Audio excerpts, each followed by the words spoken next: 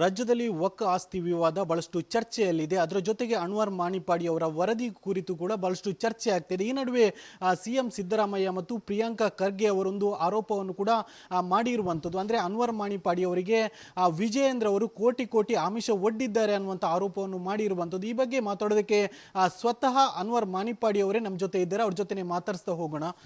ಸಿದ್ದರಾಮಯ್ಯ ಮತ್ತು ಪ್ರಿಯಾಂಕಾ ಖರ್ಗೆ ಅವರು ಒಂದು ಈಗ ಏನು ಆರೋಪ ಮಾಡಿರುವಂಥದ್ದು, ಅಂದರೆ ವಿಜಯೇಂದ್ರ ಅವರು ಈ ಒಂದು ಇದನ್ನು ಮುಚ್ಚಿ ಹಾಕುವುದಕ್ಕೆ ನಿಮಗೆ ಕೋಟಿ ಕೋಟಿ ಲಂಚದ ಆಮಿಷ ಒಡ್ಡಿದ್ದಾರೆ ಅಂತ ಏನು ಹೇಳ್ತೀರಾ? ಹೇಗೆ ಸತ್ಯ ಹೇಳಬೇಕಾದ್ರೆ 2012-13 ನಾನು ವರದಿ ಕೊಟ್ಟ ಸಂದರ್ಭದಲ್ಲಿ ವಿಜೇಂದ್ರ ಸೇನೆಯಲ್ಲೇ ಇದ್ದಿಲ್ಲ.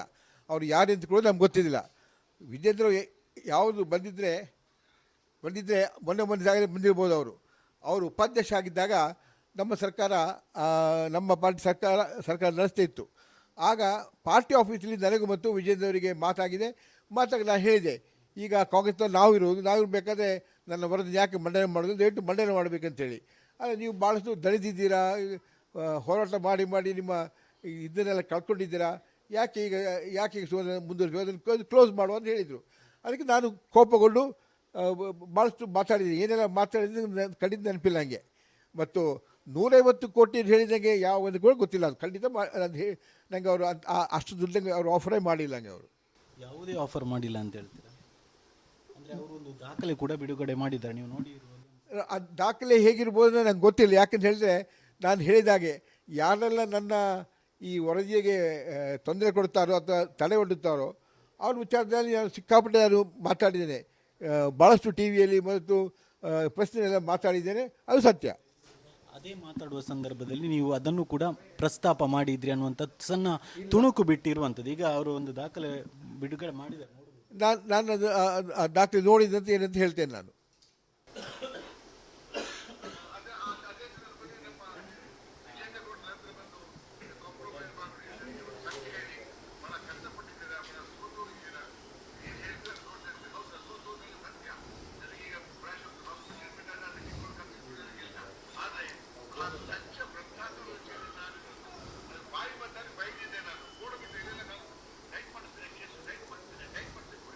ಅದರಲ್ಲಿ ನೀವು ಹೇಳಿದ್ರೆ ಅದೇ ಆಫರ್ ಮಾಡಿದ್ದು ಹೌದು ಅಂತ ಒಪ್ಕೊಂಡಿದ್ರೆ ಅಂತ. ಅವ್ರನ್ನಾಗ ಆಫರ್ ಮಾಡಿಲ್ಲ. ಕಾಂಗ್ರೆಸ್ ಅವರು ಆಫರ್ ಮಾಡಿ ತಗೊಂಡು ಇವತ್ತು ಕ್ಲೋಸ್ ಮಾಡಿ ಯಾಕೆ ನೀವು ಇಷ್ಟು ಕಷ್ಟಪಡ್ತೀರ ಅಂತ ಹೇಳಿರ್ಬೋದು ಅವರು. ಅದಕ್ಕೆ ನಾನು ತಕ್ಕ ಉತ್ತರ ಕೊಟ್ಟಿದ್ದೇನೆ ಅವರಿಗೆ. ಅಲ್ಲಿಂದ ಅವರನ್ನು ಪಾರ್ಟಿ ಆಫೀಸಿಂದ ಓಡಿಸಿದ್ದೇನೆ ನಾನು ಅಷ್ಟೇ. ಕಾಂಗ್ರೆಸ್ನವರು ಹಾಗಾದರೆ ಆಫರ್ ಮಾಡಿದ್ರಿ ಅಂತ ಹೇಳ್ತೀರಾ? ಕಾಂಗ್ರೆಸ್ನವರು ಭಾಳಷ್ಟು ಆಫರ್ ಮಾಡಿದ್ದಾರೆ, ಒಂದೆರಡಲ್ಲ. ನನಗೆ ನಂತರ ಅಮೇರಿಕನ್ ವೀಸಾ ಇದ್ದವರಿಂದ ನೀವು ಅಮೇರಿಕದ ಹೋಗಿ ಸ್ವಲ್ಪ ಹೊತ್ತೀರಿ, 1 ವರ್ಷ ಅಲ್ಲೇ ಇರಿ, ಆಮೇಲೆ ಬನ್ನಿ, ನಿಮಗೆ ದುಡ್ಡು ಎಷ್ಟು ಬೇಕಂತ ಹೇಳಿ ನಾನು ಅಲ್ಲಿ ಕೊಡ್ತೇವೆ ಅಂತ ಕೂಡ ಅವನಿಗೆ ಆಫರ್ ಮಾಡಿದ್ರು. ನನಗೆ ಯಾರು ಕಾಂಗ್ರೆಸ್ಸಿಂದ ಆಫರ್ ಮಾಡಿದ್ರು? ನಾವು ರಿಪೋರ್ಟ್ ನೋಡಿದರೆ ಅದರಲ್ಲಿ ಯಾರ್ಯಾರು ಎಲ್ಲ ಇದ್ದಾರೆ, ತಪ್ಪಿತಸ್ಥರು ಇದ್ದಾರೆ, ಅವರು ಅವರ ಜನಗಳೆಲ್ಲ ಬಂದು ನನಗೆ ಬೇರೆ ಬೇರೆ ವಿಧಾನದಲ್ಲಿ ಬೇರೆ ಬೇರೆ ರೀತಿಯಲ್ಲಿ ನನಗೆ ಆಮಿಷ ಒಡ್ಡಿದ್ದಾರೆ. ಈಗ ಅವರು ಅಷ್ಟು ಕಾನ್ಫಿಡೆಂಟ್ ಆಗಿ ವಿಜಯೇಂದ್ರ ಅಂತ ಹೇಳ್ತಾರೆ, ಹಾಗಾದರೆ ನೀವು ಅವರು ಯಾರಂತ ಹೇಳ್ಬೋದಲ್ವ ಅಂತ? ನಿಜವಾಗಿ ಹೇಳಬೇಕಾದ್ರೆ ವಿಜೇಂದ್ರ ಅವರ ಮೇಲೆ ಕೂಡ, ಯಡಿಯೂರಪ್ಪ ಅವರ ಮೇಲೆ ಕೂಡ ಭಾಳಷ್ಟು ಒತ್ತಡ ಕಾಂಗ್ರೆಸ್ಸಲ್ಲಿ ಇರ್ಬೋದಿತ್ತು. ಆದ್ದರಿಂದ ನಾನು ಕೂಡ ಭಾಳ ಸೋತಿದ್ದೇನೆ. ಆದ್ದರಿಂದ ವಿಜೇಂದ್ರ ಏನೋ ಅಂತ ಹೇಳಿರ್ಬೋದು. ಇದು ಅಲ್ಲಿಗಿಲ್ಲಿ ಮುಟ್ಟು ಸಂದರ್ಭ ಅಲ್ಲ, ನೀವು ಯಾಕೆ ಇಷ್ಟು ಕಷ್ಟಪಡ್ತೀರಾ, ನೀವು ಅದನ್ನು ಸ್ಟಾಪ್ ಮಾಡಿಬಿಟ್ಟು ಹೇಳಿರ್ಬೋದು. ಯಾಕಂದರೆ ಅಂದು ಶುರು ಮಾಡಿದ ಹೋರಾಟ ನಾನು ಇಂದಿನವರೆಗೆ ಅದನ್ನು ಕಂಟಿನ್ಯೂ ಮಾಡ್ತಾ ಹೋಗ್ತಿದ್ದೇನೆ. ಈಗಲೂ ಕೂಡ ನಂದು ಹೈಕೋರ್ಟಲ್ಲಿ ಆ ವಿಷಯದಲ್ಲಿ ಹೈಕೋರ್ಟಲ್ಲಿ ನಂದು ಕೇಸಿದೆ. ಶ್ರೀಧರ್ ನಮ್ಮ ಲಾಯರ್ ಅದನ್ನು ವಾದಿಸ್ತಾ ಇದ್ದಾರೆ. ಅಮೆರಿಕದಲ್ಲಿ ಹೋಗಿ ಇರಿ ಸ್ವಲ್ಪ ಸಮಯ ಅಂತ ಹೇಳಿದವರು ಈಗ ರಾಜಕೀಯ ಇದರಲ್ಲಿ ಇದ್ದಾರಾ ಯಾರು ಅಂತ? ನಾನು ಹೇಳಿದ್ದೆಲ್ಲ, ಅವರು ಬೇರೆ ಬೇರೆ ಜನರು ಬೇರೆ ಬೇರೆ ರೀತಿಯಲ್ಲಿ ಬಂದು ನನಗೆ ಆಮಿಷ ಒಡ್ಡಿ ಎಲ್ಲ ಹೇಳಿದರು. ಅದು ಸತ್ಯ. ಇದನ್ನು ಈಗ ಉನ್ನತ ಮಟ್ಟದ ತನಿಖೆಗೆ ನೀಡಬೇಕು ಅನ್ನುವಂಥ ಒತ್ತಾಯ ಕೂಡ ಮಾಡ್ತಾ ಇದ್ದೆ. ಸ್ವಾಗತ. ಅವರಿಗೆ ಅಲ್ಪಸಂಖ್ಯಾತ ಕಿಂಚಷ್ಟು ಪ್ರೀತಿ ಇದ್ದರೆ ಸಿದ್ದರಾಮಯ್ಯವರು ಈಗ ಆ ರಿಪೋರ್ಟನ್ನು CBI ಕೊಡಬೇಕು. ಅವರು ಆಗ ಗೊತ್ತಾಗುತ್ತೆ ಎಷ್ಟು ಸುಳ್ಳ ಎಷ್ಟು ಸತ್ಯ ಅಂತಿಲ್ಲ ಅವರು. ಮತ್ತೊಂದು ವಿಷಯ ಏನಂದರೆ, ವಕ್ಫ್ ಆಸ್ತಿ ಆಗಿರುವುದು ಕೇವಲ 54,000 ಎಕರೆ ಇತ್ತು. ಅದರಲ್ಲಿ 28,000 ಎಕರೆ ಕಬ್ಬಿಗೆ ಕೊಟ್ಟಿದೆ. ಬಾಕಿ ಉಳಿದದ್ದು ಕೇವಲ 23,000-24,000. ಹಾಗಿರಬೇಕಾದ್ರೆ ಸಿದ್ದರಾಮಯ್ಯವರು 1,60,000 ಎಕರೆಗಳಿಗೆ ನೋಟಿಸ್ ಕೊಟ್ಟಿದ್ದಾರೆ. ಅದು ಎಲ್ಲಿದ್ದ, ಹೇಗೆ, ಅದು ಅವ್ರು ಹೇಳಬೇಕಾಗಿದೆ. ಅದೇ ಸತ್ಯವಿದ್ದರೆ ಅದನ್ನ ಯಾಕೆ ಹಿಂಪಡ್ಕೊಳ್ತಾರೆ ಅವರು? ಇದರಲ್ಲಿ ಯಾಕೆಂದು ಹೇಳಿದರೆ, ಹಿಂದೂ ಮುಸ್ಲಿಮರ ಮಧ್ಯೆಯಲ್ಲಿ ಬೆಂಕಿ ಹತ್ತಿಸಿ ವೋಟ್ ಬ್ಯಾಂಕ್ ಮಾಡಲಿಕ್ಕೆ ಪ್ರಯತ್ನ ಪಟ್ಟಿರೋದು. ಅದು ಯಾವಾಗ ಬ್ಲಾಸ್ಟ್ ಆಯಿತು, ಇಡೀ ರಾಜ್ಯದಲ್ಲಿ ಬ್ಲಾಸ್ಟ್ ಆಯಿತು, ಅದಕ್ಕೆ ಹಿಂಪಡ್ಕೊಂಡ್ರು. ಅದರ್ಥ ಸುಳ್ಳು ಹೇಳುವವರು ಅವರು ಅಂತ ಆಗುತ್ತೆ. ರಾಜ್ಯದಲ್ಲಿ ಒಕ್ಕ ಆಸ್ತಿ ವಿವಾದ ಬಹಳಷ್ಟು ಚರ್ಚೆಯಲ್ಲಿದೆ. ಅದರ ಜೊತೆಗೆ ಅನ್ವರ್ ಮಾಣಿಪಾಡಿ ಅವರ ವರದಿ ಕುರಿತು ಕೂಡ ಬಹಳಷ್ಟು ಚರ್ಚೆ ಆಗ್ತಿದೆ. ಈ ನಡುವೆ ಸಿಎಂ ಸಿದ್ದರಾಮಯ್ಯ ಮತ್ತು ಪ್ರಿಯಾಂಕಾ ಖರ್ಗೆ ಅವರೊಂದು ಆರೋಪವನ್ನು ಕೂಡ ಮಾಡಿರುವಂಥದ್ದು. ಅಂದರೆ ಅನ್ವರ್ ಮಾಣಿಪಾಡಿ ಅವರಿಗೆ ವಿಜಯೇಂದ್ರ ಅವರು ಕೋಟಿ ಕೋಟಿ ಆಮಿಷ ಒಡ್ಡಿದ್ದಾರೆ ಅನ್ನುವಂಥ ಆರೋಪವನ್ನು ಮಾಡಿರುವಂಥದ್ದು. ಈ ಬಗ್ಗೆ ಮಾತಾಡೋದಕ್ಕೆ ಸ್ವತಃ ಅನ್ವರ್ ಮಾಣಿಪಾಡಿ ಅವರೇ ನಮ್ಮ ಜೊತೆ ಇದ್ದಾರೆ. ಅವ್ರ ಜೊತೆ ಮಾತಾಡಿಸ್ತಾ ಹೋಗೋಣ. ಸಿದ್ದರಾಮಯ್ಯ ಮತ್ತು ಪ್ರಿಯಾಂಕಾ ಖರ್ಗೆ ಅವರು ಒಂದು ಈಗ ಏನು ಆರೋಪ ಮಾಡಿರುವಂಥದ್ದು, ಅಂದರೆ ವಿಜಯೇಂದ್ರ ಅವರು ಈ ಒಂದು ಇದನ್ನು ಮುಚ್ಚಿ ಹಾಕುವುದಕ್ಕೆ ನಿಮಗೆ ಕೋಟಿ ಕೋಟಿ ಲಂಚದ ಆಮಿಷ ಒಡ್ಡಿದ್ದಾರೆ ಅಂತ ಏನು ಹೇಳ್ತೀರಾ? ಹೀಗೆ ನಾನು ಸತ್ಯ ಹೇಳಬೇಕಾದ್ರೆ 2012-13 ನಾನು ವರದಿ ಕೊಟ್ಟ ಸಂದರ್ಭದಲ್ಲಿ ವಿಜೇಂದ್ರ ಸೇನೆಯಲ್ಲೇ ಇದ್ದಿಲ್ಲ. ಅವರು ಯಾರು ಅಂತ ಕೂಡ ನಮ್ಗೆ ಗೊತ್ತಿದ್ದಿಲ್ಲ. ವಿಜೇಂದ್ರ ಯಾವುದು ಬಂದಿದ್ದರೆ ಮೊನ್ನೆ ಜಾಗದಲ್ಲಿ ಬಂದಿರ್ಬೋದು. ಅವರು ಉಪಾಧ್ಯಕ್ಷ ಆಗಿದ್ದಾಗ ನಮ್ಮ ಸರ್ಕಾರ ನಮ್ಮ ಪಾರ್ಟಿ ಸರ್ಕಾರ ನಡೆಸ್ತಾ ಇತ್ತು. ಆಗ ಪಾರ್ಟಿ ಆಫೀಸಲ್ಲಿ ನನಗೂ ಮತ್ತು ವಿಜೇಂದ್ರ ಅವರಿಗೆ ಮಾತಾಗಿ ನಾನು ಹೇಳಿದೆ, ಈಗ ಕಾಂಗ್ರೆಸ್ನಲ್ಲಿ ನಾವಿರಬೇಕಾದ್ರೆ ನನ್ನ ವರದಿ ಯಾಕೆ ಮಂಡನೆ ಮಾಡೋದು, ದಯವಿಟ್ಟು ಮಂಡನೆ ಮಾಡಬೇಕಂತೇಳಿ.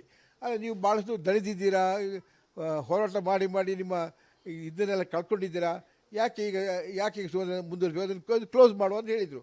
ಅದಕ್ಕೆ ನಾನು ಕೋಪಗೊಂಡು ಭಾಳಷ್ಟು ಮಾತಾಡಿದ್ದೀನಿ. ಏನೆಲ್ಲ ಮಾತಾಡಿದ್ರೆ ಖಂಡಿತ ನೆನಪಿಲ್ಲ ನನಗೆ. ಮತ್ತು 150 ಕೋಟಿ ಹೇಳಿದಂಗೆ ಯಾವ ಒಂದು ಕೂಡ ಗೊತ್ತಿಲ್ಲ. ಅದು ಖಂಡಿತ ನನಗೆ ಅವರು ಅಷ್ಟು ದುಡ್ಡಂಗೆ ಅವರು ಆಫರೇ ಮಾಡಿಲ್ಲ. ನನಗೆ ಅವರು ಯಾವುದೇ ಆಫರ್ ಮಾಡಿಲ್ಲ ಅಂತ ಹೇಳ್ತೀರಾ? ಅಂದರೆ ಅವರು ಒಂದು ದಾಖಲೆ ಕೂಡ ಬಿಡುಗಡೆ ಮಾಡಿದ್ದಾರೆ, ನೀವು ನೋಡಿ. ಆ ದಾಖಲೆ ಹೇಗಿರ್ಬೋದು ನಂಗೆ ಗೊತ್ತಿಲ್ಲ. ಯಾಕಂತ ಹೇಳಿದ್ರೆ ನಾನು ಹೇಳಿದಾಗೆ ಯಾರೆಲ್ಲ ನನ್ನ ಈ ವರದಿಗೆ ತೊಂದರೆ ಕೊಡ್ತಾರೋ ಅಥವಾ ತಡೆ ಒಡ್ಡುತ್ತಾರೋ ಅವ್ರ ವಿಚಾರದಲ್ಲಿ ನಾನು ಸಿಕ್ಕಾಪಟ್ಟೆ ನಾನು ಮಾತಾಡಿದ್ದೇನೆ. ಭಾಳಷ್ಟು ಟಿ ವಿಯಲ್ಲಿ ಮತ್ತು ಪ್ರಶ್ನೆಯೆಲ್ಲ ಮಾತಾಡಿದ್ದೇನೆ, ಅದು ಸತ್ಯ. ಅದೇ ಮಾತಾಡುವ ಸಂದರ್ಭದಲ್ಲಿ ನೀವು ಅದನ್ನು ಕೂಡ ಪ್ರಸ್ತಾಪ ಮಾಡಿದ್ರಿ ಅನ್ನುವಂಥ ಸಣ್ಣ ತುಣುಕು ಬಿಟ್ಟಿರುವಂಥದ್ದು. ಈಗ ಅವರು ಒಂದು ದಾಖಲೆ ಬಿಡುಗಡೆ ಮಾಡಿದ್ದಾರೆ. ನಾನು ಅದು ಆ ದಾಖಲೆ ನೋಡಿದಂತೆ ಏನಂತ ಹೇಳ್ತೇನೆ ನಾನು.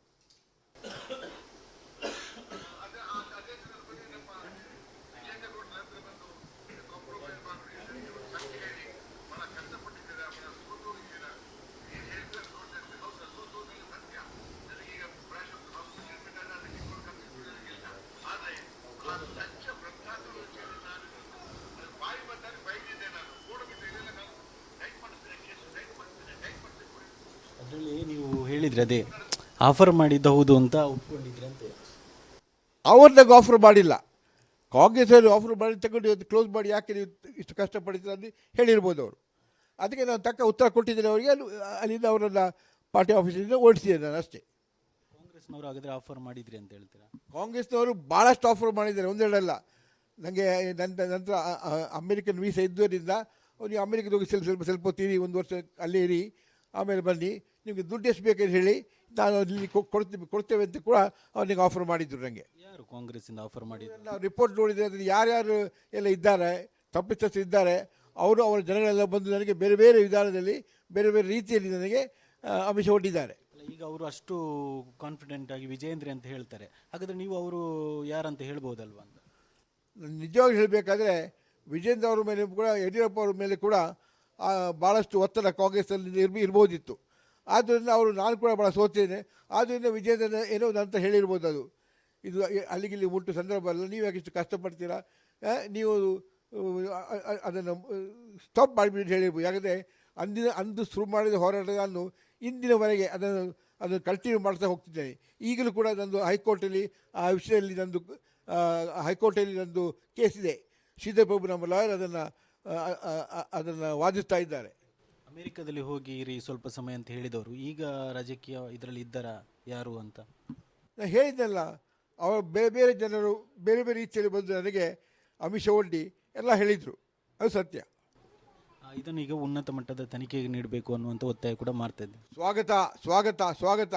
ಅವರಿಗೆ ಅಲ್ಪಸಂಖ್ಯಾತ ಕಿಂಚಷ್ಟು ಪ್ರೀತಿ ಇದ್ದರೆ ಸಿದ್ದರಾಮಯ್ಯವರು ಈಗ ಆ ರಿಪೋರ್ಟನ್ನು CBI ಕೊಡಬೇಕು. ಅವರು ಆಗ ಗೊತ್ತಾಗುತ್ತೆ ಎಷ್ಟು ಸುಳ್ಳ ಎಷ್ಟು ಸತ್ಯ ಅಂತೇಳಿ. ಅವರು ಮತ್ತೊಂದು ವಿಷಯ ಏನಂದರೆ, ವಕ್ಫ್ ಆಸ್ತಿ ಆಗಿರುವುದು ಕೇವಲ 54,000 ಎಕರೆ ಇತ್ತು.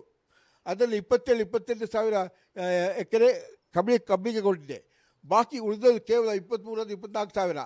ಹಾಗಿರಬೇಕಾದ್ರೆ ಸಿದ್ದರಾಮಯ್ಯ ಅವರು 1,60,000 ಎಕರೆಗಳಿಗೆ ನೋಟಿಸ್ ಕೊಟ್ಟಿದ್ದಾರೆ. ಅದು ಎಲ್ಲಿದ್ದ ಹೇಗೆ ಅದು ಅವ್ರು ಹೇಳಬೇಕಾಗಿದೆ. ಅದೇ ಸತ್ಯವಿದ್ದರೆ ಅದನ್ನ ಯಾಕೆ ಹಿಂಪಡ್ಕೊಳ್ತಾರೆ ಅವರು? ಇದನ್ನು ಯಾಕೆ ಹೇಳಿದರೆ ಹಿಂದೂ ಮುಸ್ಲಿಮರ ಮಧ್ಯೆಯಲ್ಲಿ ಬೆಂಕಿ ಹತ್ತಿಸಿ ವೋಟ್ ಬ್ಯಾಂಕ್ ಮಾಡಲಿಕ್ಕೆ ಪ್ರಯತ್ನ ಪಟ್ಟಿರೋದು. ಅದು ಯಾವಾಗ ಬ್ಲಾಸ್ಟ್ ಆಯಿತು, ಇಡೀ ರಾಜ್ಯದಲ್ಲಿ ಬ್ಲಾಸ್ಟ್ ಆಯಿತು, ಅದಕ್ಕೆ ಹಿಂಪಡ್ಕೊಂಡ್ರು. ಅದರ್ಥ ಸುಳ್ಳು ಹೇಳೋರು ಅವರು ಅಂತ ಆಗುತ್ತೆ. ಇದು ಅನ್ವರ್ ಮಾನಿಪಾಡಿ ಅವರ ಸ್ಪಷ್ಟನೆ. ಕ್ಯಾಮರಾ ಪರ್ಸನ್ ದಿವಾಕರ್ ಪದ್ಮಂಜು ಜೊತೆ ದಿನೇಶ್ ಕಾಶಿಪಟ್ನ, ರಿಪಬ್ಲಿಕ್ ಕನ್ನಡ, ಮಂಗಳೂರು.